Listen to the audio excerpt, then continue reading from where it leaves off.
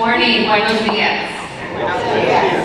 So I want to take you back circa mid-1980s when I'm asked by my English teacher, Mrs. Lovelace, if I want to participate in a citywide speech contest.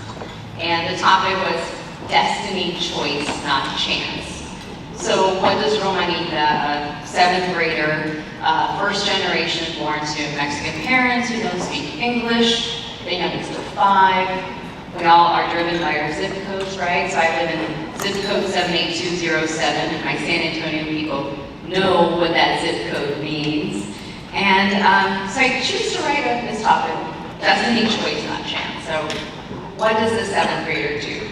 I decided I'm going to write about how I want to become the first female president of the United States, and how, of course, I could not leave my future to chance, and that I would have to make very intentional choices in my life if I wanted to pursue this pathway to become the ultimate public servant, right?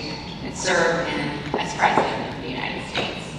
Choices such as staying out of trouble, which could be very easy in a neighborhood like mine, getting good grades, going to college, volunteering, getting to know my community, and making sure that they knew I cared enough that I would be able to do something about it.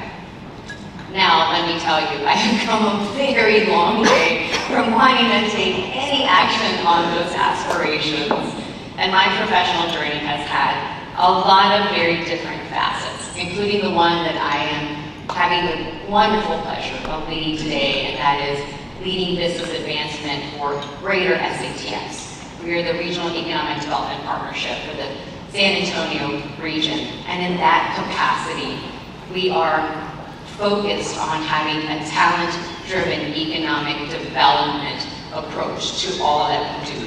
We love our community, but we also know the data and the stats, and we are lagging significantly behind a lot of our peer competitive cities. Some of you are here in this room, and that all leads back to our low educational attainment. So what we do with a wonderful team, and I have a team member here, and this community of practice is we have doubled down on our workforce efforts, specifically on meaningful work-based learning. And so we conduct thousands of job shadows and paid high school internships, and we are focused on keeping and supporting our first-generation STEM students across our local universities really intentionally through building their social capital. So why do we do this? Because we want to grow and retain the good jobs that we know that our wonderful people in San Antonio deserve. But what I want you to know about what made those aspirations possible for a very naive 7th grader, growing up in a zip code that could have very much limited my choices and those of my peers growing up in the barrio, is rooted on things that were fundamental to my upbringing and the educators in my life who encouraged me and supported me. When I turned in that paper to Mrs. Lovelace, she didn't question and say, like, what are you thinking, young lady? She encouraged me.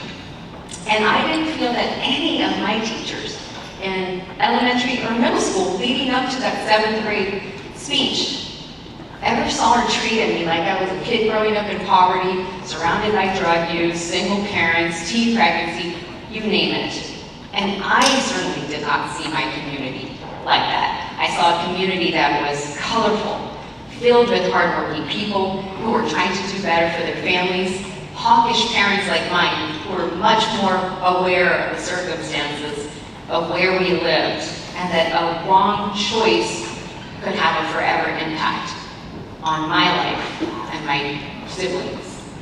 These educators represented what we know from data that can be impactful even in the most challenging of circumstances, and we're all here trying to solve these complex issues, but what we do know works.